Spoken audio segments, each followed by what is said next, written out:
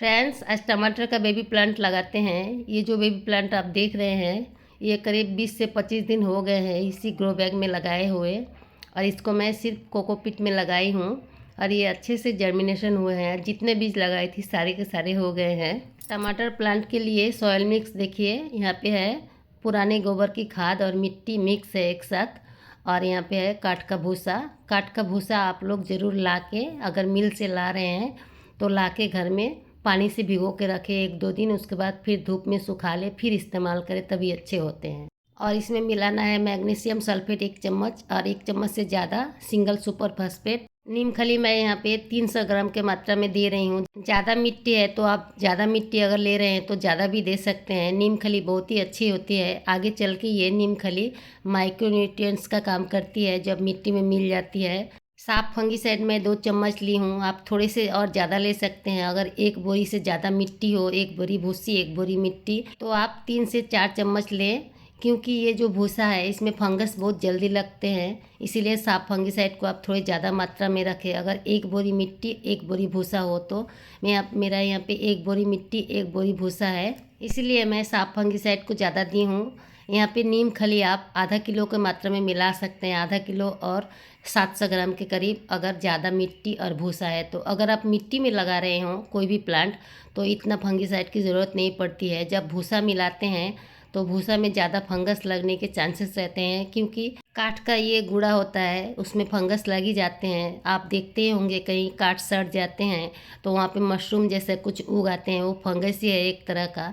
इसीलिए अगर आप काठ का भूसा मिला रहे हैं तो फंगीसाइड और नीम का खली आप ज़रूर ज़्यादा से ज़्यादा मिला के तब प्लांट को रोपें।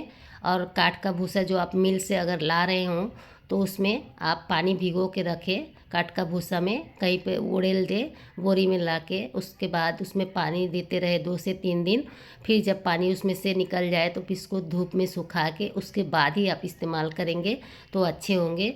काठ का भूसा में गार्डनिंग करने से आपके छत का जो लोड है वो कम हो जाती है, भारी नहीं होती है, हल्की रहती है। इसीलिए मैं बोलूँगी, मिट्टी अगर आप कर रहे हैं मिट्टी से गार्डनिंग तो आप भूसा से भी कर सकते हैं गार्डनिंग, लेकिन उसमें थोड़े से मिट्टी मिला के और भूसे को अच्छे से साफ़ करके फिर सुखा के फिर गार्डनिंग करें तो आप देखेंगे आपके छत के जो लोड है वो बहुत सारे कम हो गए हैं।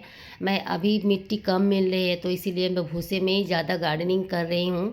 ये टमाटर का प्लांट करीब 20 से 25 दिन हो गए हैं, इसी में मैं लगा के रखी हूँ कोकोपीट में बहुत दिन से। तो इसी में से एक प्लांट रोप के दिखा रही हूँ। ये सारे प्लांट को नहीं रोपना है, करीब 20 से 25 प्लांट को रोपूंगी और किसी को दे दूँगी। तो मैं 10 इंच का ग्रो बैग ली हूँ। 10 इंच का ग्रो बैग में ये चल जाएंगे, लेकिन अगर आप चाहें तो इसके लिए 14 या 18 इंच का ग्रो बैग या पॉट चूज़ कर सकते हैं, या तो फल का जो कैरेट होती है उसमें आप 2 करके प्लांट लगा सकते हैं। मेरे पास अभी बड़ा ग्रो बैग या पॉट नहीं है, इसीलिए मैं 10 इंच का पॉट में रोप रही हूँ। तो आप कोशिश करें थोड़ा ज़्यादा बड़ा लेने के लिए, क्योंकि टमाटो का प्लांट बहुत ही ज़्यादा बड़ा होता है और फल देने के लिए इसके जो जड़ है इसको ज़्यादा मिट्टी ज़्यादा सॉइल चाहिए। और 10 इंच का पॉट में ज़्यादा तो नहीं आती है, देखिए इतने ही छोटे होते हैं 10 इंच का ग्रो बैग। हो सके तो आप 14 से 18 इंच का ग्रो बैग या पॉट लें, उसमें सॉइल मिक्सचर को जैसे मैं बताई वैसे ही भरें। उसके बाद उसमें एक लकड़ी का सहारा दे दे, लंबा सा डंडा पहले ही लगा देना ठीक रहता है। बाद में इसके रूट टूट जाते हैं, जड़, तो पहले लगा देंगे, बाद में फल फूल आएंगे तो भारी से ये प्लांट लचकेगी नहीं, पहले ही लगा देना सही रहता है। टमाटो प्लांट में जब ज़्यादा टमाटो आते हैं प्लांट झूल जाती है।